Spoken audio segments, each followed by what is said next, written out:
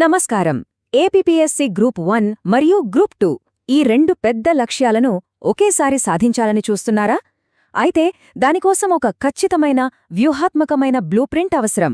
మీ ప్రిపరేషన్లో ఒక్క నిమిషం కూడా వృధా కాకుండా రెండు పరీక్షలను ఛేదించే ఒక మాస్టర్ ప్లాన్ను మనమిప్పుడు కలిసి చూద్దాం.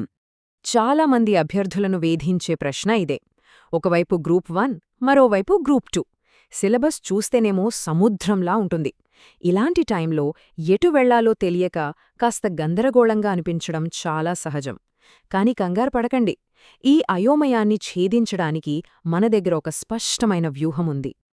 ఓకే, ముందుగా మనం ఎదుర్కోబోయే సవాలు ఎంత పెద్దదో ఒకసారి చూద్దాం.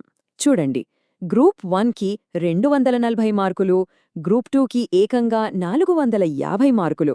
అబ్బో, ఈ నంబర్లు చూసి భయపడాల్సిన అవసరం లేదు. ఎందుకంటే ఇక్కడ తెలివిగా కష్టపడటమే ముఖ్యం. ఆ స్మార్ట్ స్ట్రాటజీకి పునాది ఇక్కడే మొదలవుతుంది. ఇప్పుడు మన ప్రిపరేషన్ మొత్తాన్ని మార్చేసే ఒక కీలకమైన విషయం గురించి మాట్లాడుకుందాం. ఇక్కడ కనిపిస్తున్న ఈ 75% అనే నంబర్ను బాగా గుర్తుపెట్టుకోండి. 2 పరీక్షల విజయం వెనక ఉన్న రహస్యం రెండింతలు చదవడం కాదు. ఈ 75% ఉమ్మడి సిలబస్ను చాలా తెలివిగా చదవడంలోనే ఉంది. ఇదే మన వ్యూహానికి గుండెకాయ. ఈ వెన్ డయాగ్రామ్ మన స్ట్రాటజీని ఇంకా క్లియర్గా చూపిస్తుంది. చూడండి, మధ్యలో ఉన్న the core area, Indian constitution, economy, science and tech, current affairs ఇవన్నీ 2 పరీక్షలకు కామన్. సో మన మొదటి పని ఏంటంటే ఈ ఉమ్మడి కోర్ సిలబస్పై పట్టు సాధించడమే. ఇప్పుడు కొంచెం లోతుగా వెళ్దాం. ఉదాహరణకి హిస్టరీ తీసుకుందాం. గ్రూప్ 1లో మొత్తం ఇండియన్ హిస్టరీ చదవాలి. కాని గ్రూప్ 2 మెయిన్స్కొచ్చేసరికి కథ పూర్తిగా మారిపోతుంది. ఇక్కడ చూడండి, ఏపీ హిస్టరీకి ఏకంగా 75 మార్కుల వెయిటేజ్ ఉంది. ఇక్కడే మనం ఫోకస్ మార్చాలి. మీకొక చిన్న టిప్.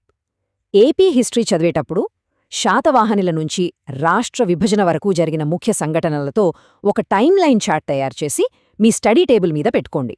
రివిజన్కి చాలా బాగా హెల్ప్ అవుతుంది. మీ ర్యాంకును డిసైడ్ చేసే పవర్ ప్లేయర్స్ వీళ్ళే. యాప్టిట్యూడ్, కరెంట్ అఫైర్స్ రెండూ 100% కామన్. అందుకే వీటిని ఎట్టి పరిస్థితిలోనూ చివరి నిమిషంలో చదువుదాంలే అని వదిలేయద్దు. మన 123 రోజుల ప్రణాళికలో మొదటి రోజు నుంచే వీటికి ప్రతిరోజు కొంత సమయం కేటాయించడం చాలా ముఖ్యం. సరే, మన మాస్టర్ ప్లాన్ ఎలా ఉండబోతోందో చూద్దాం. మనకున్న 123 రోజులను ఇలా 4 స్పష్టమైన దశలుగా విభజించుకున్నాం. ప్రతి దశకు ఒక నిర్దిష్టమైన లక్ష్యం ఉంది. ఇది మన ప్రిపరేషన్ను ఒక పద్ధతి ప్రకారం ముందుకు తీసుకెళ్తుంది. మొదటి 40 రోజులు ఫౌండేషన్ స్టేజ్. ఈ దశలో మన ఏకైక లక్ష్యం 2 పరీక్షలకు ఉమ్మడిగా ఉన్న కోర్ సబ్జెక్టులు అంటే పాలిటీ, హిస్టరీ, జాగ్రఫీ లాంటి వాటిపై సంపూర్ణ పట్టు సాధించడం. గుర్తుంచుకోండి, మనం కట్టబోయే విజయ సౌధానికి ఈ 40 రోజులే పునాదిరాళ్లు. ఫౌండేషన్ ఎంత బలంగా ఉంటే భవనం అంత గట్టిగా ఉంటుంది. ఇప్పుడు రెండో దశ యాక్సలరేషన్. ఈ 40 రోజుల్లో మనం ఎకానమీ, సైన్స్ అండ్ టెక్నాలజీ లాంటివి కాస్త కాంప్లెక్స్ సబ్జెక్ట్స్పై దృష్టి పెడతాం. వీటికి మార్కెట్లో దొరికే మెటీరియల్స్ కంటే కూడా ప్రభుత్వ ఎకనామిక్ సర్వే, బడ్జెట్ డాక్యుమెంట్సే ప్రామాణికం.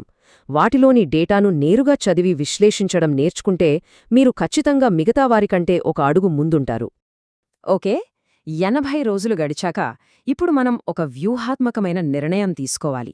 మీ ప్రధాన లక్ష్యం గ్రూప్ 1ఆ లేక గ్రూప్ 2ఆ అనేది తేల్చుకోవాలి. ఈ డైవర్జెన్స్ దశలో మీ దారి కొద్దిగా మారుతుంది.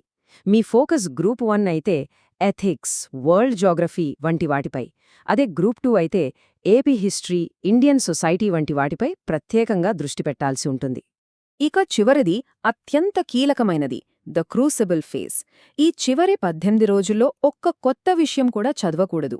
ఇది కేవలం మాక్ టెస్ట్లు రాసి వదిలేయడానికి కాదు, వాటిని విశ్లేషించుకోవడానికి. పాత ప్రశ్నాపత్రాలను ఒకసారి చూడండి. ఏ టాపిక్స్ నుంచి పదే పదే ప్రశ్నలొస్తున్నాయో గమనించండి. ఆ కీ ఏరియాలపై మీ రివిజన్ను ఫోకస్ చేయండి. పెద్ద ప్రణాళికతో పాటు రోజువారీ దినచర్య కూడా చాలా ముఖ్యం. ఉదయం పూట మైండ్ ఫ్రెష్గా ఉంటుంది కాబట్టి పాలిటీ లాంటి థియరీ సబ్జెక్టులు, మధ్యాహ్నం ఎకానమీ లాంటి డేటా హెవీ సబ్జెక్టులు, సాయంత్రం మెంటల్ ఎబిలిటీ ప్రాక్టీస్, రాత్రి పడుకునే ముందు కరెంట్ అఫైర్స్ ఇలా ప్లాన్ చేసుకుంటే బావుంటుంది. అయితే ఇది కేవలం ఒక నమూనా. మీ సౌకర్యాన్ని బట్టి దీన్ని కొద్దిగా మార్చుకోవచ్చు. ఇక్కడ ముఖ్యం 9 గంటలు చదవడం కాదు, క్రమశిక్షణతో చదవడం. సరైన పుస్తకాలను ఎంచుకోవడమంటే సగం విజయం సాధించినట్లే. పాలిటీలో ఆర్టికల్స్ గుర్తుపెట్టుకోవడం కష్టంగా ఉందా? ఒక సింపుల్ టెక్నిక్. మీ ఫోన్లోనే డిజిటల్ ఫ్లాష్ కార్డ్స్ యాప్స్ ఉంటాయి. వాటిని వాడండి. ఖాళీ సమయంలో, ప్రయాణంలో ఉన్నప్పుడు కూడా ఈజీగా రివైజ్ చేసుకోవచ్చు. అలాగే ప్రతి సబ్జెక్ట్కు వేరువేరుగా, క్లీన్గా నోట్స్ రాసుకోండి. చివరి నిమిషంలో రివిజన్ చాలా ఈజీ అవుతుంది. ఎప్పుడైనా సరే ప్రభుత్వ అధికారిక వెబ్సైట్లు, ప్రామాణిక పుస్తకాలకే ఫస్ట్ ప్రియారిటీ ఇవ్వండి. మొత్తం ప్రణాళికను సింపుల్గా ఈ 3 మైలురాళ్లుగా గుర్తుపెట్టుకోవచ్చు. వీటిని ఒక చెక్లిస్ట్లా భావించండి. మొదటిది 80వ రోజు కల్లా కామన్ సిలబస్ పూర్తి చేయాలి. రెండోది 105వ రోజు కల్లా ఏపీ స్పెసిఫిక్ టాపిక్స్పై పట్టు సాధించాలి. మూడోది 120వ రోజు కల్లా కనీసం 10కి పైగా మాక్ టెస్ట్లు రాయాలి. ఈ 3 పూర్తి చేశారంటే మీరు సరైన దారిలో ఉన్నట్టే. చివరగా ఒక్క మాట.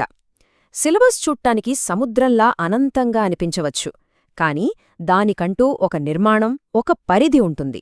ఆ నిర్మాణాన్ని అర్థం చేసుకుని ఈ బ్లూప్రింట్ను నమ్మి మీ రోజువారీ ప్రణాళికను క్రమశిక్షణతో పాటిస్తే చాలు, విజయం తప్పకుండా మీదే అవుతుంది. మీ ప్రిపరేషన్కు ఆల్ ది బెస్ట్.